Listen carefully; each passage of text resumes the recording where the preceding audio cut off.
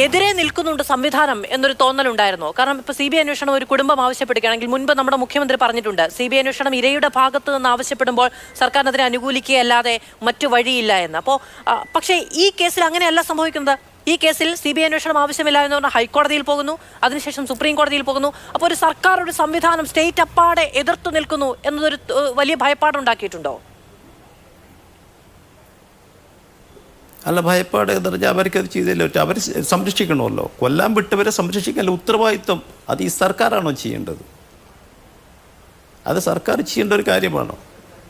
അപ്പോൾ നമ്മൾക്ക് ഇത്രയും ഒരു സുപ്രീം കോടതി വരെ ഏത് ജനങ്ങൾക്കാണ് പോകാൻ പറ്റുക? അപ്പോൾ അത് അറിഞ്ഞുകൂടെ? അപ്പോൾ ഇവർക്ക് എന്താ വെച്ചാൽ, നമ്മൾക്ക് സമ്പത്തുണ്ട്, കേരളത്തിൻ്റെ ജനങ്ങളുടെ പൈസ ഉണ്ട്, എന്തും കളിക്കാം, എന്താവാം, ആരെയും കൊല്ലാം, എങ്ങനെയോ രക്ഷപ്പെടുത്താം, അങ്ങനെ ക്രിമിനലുകളെ ഇവിടെ വളർത്തി വാഴാമെന്നുള്ള ഒരൊറ്റ ഉദ്ദേശം കൊണ്ടല്ലേ ഇതെല്ലാം പറ്റുമോ? ഞാൻ ചോദിക്കട്ടെ, അതുപോലത്തുള്ളൊരു മനുഷ്യരല്ലേ ഞങ്ങളൊക്കെ? ഞങ്ങൾ കുട്ടികളും അതുപോലെയല്ലേ? ഇതുപോലെ ഈ നാട്ടിൽ വാഴുന്ന എല്ലാ ജനങ്ങളും അതുപോലെയല്ലേ? വേദനയും എല്ലാം ഒരുപോലെയല്ലേ?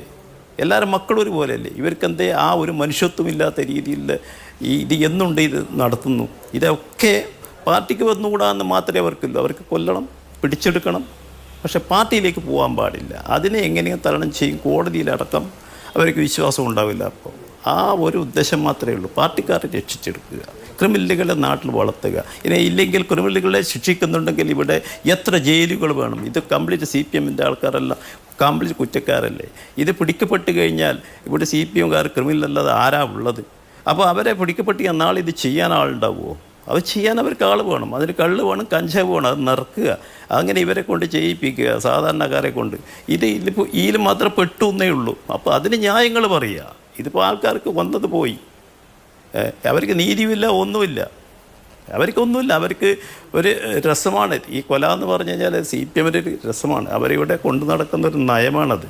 ഇരുന്ന് കള് പറയാൻ കുറേ ആൾക്കാരെ അങ്ങോട്ട് നിരത്തി വെക്കും. അവർക്ക് തൊഴിലൊന്നുമില്ല, അധ്വാനിക്കുമെന്നും വേണ്ട, സമ്പത്തുണ്ടല്ലോ ഇവിടെ കേരളത്തിൻ്റെ. വളരെയധികം നന്ദി ശ്രീ സത്യനാരായണൻ.